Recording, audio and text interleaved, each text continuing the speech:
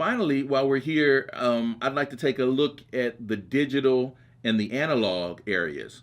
On the SmartBox, there are two digital inputs and two analog inputs that come standard on every SmartBox.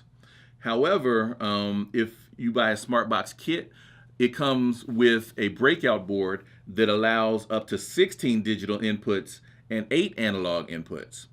And so the SmartBox software has space available for all of those different inputs. So if we were using that breakout board, we could, for example, come here and enable multiple digital input channels that when we return to our main stream will show up at the top of the screen.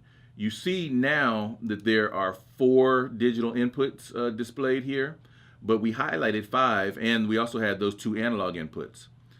If you move your cursor over this thin gray bar between the analog digital area and the head stage area, then click and drag, you can drag down to give more room to your digital and analog input area if that's of use to you.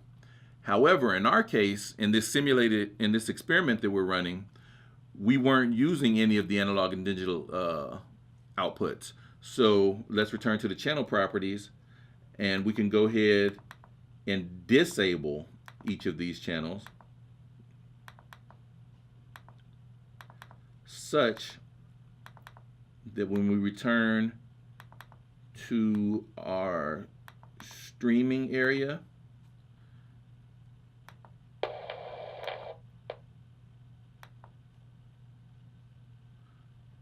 we now see that those digital and analog channels are no longer on the screen.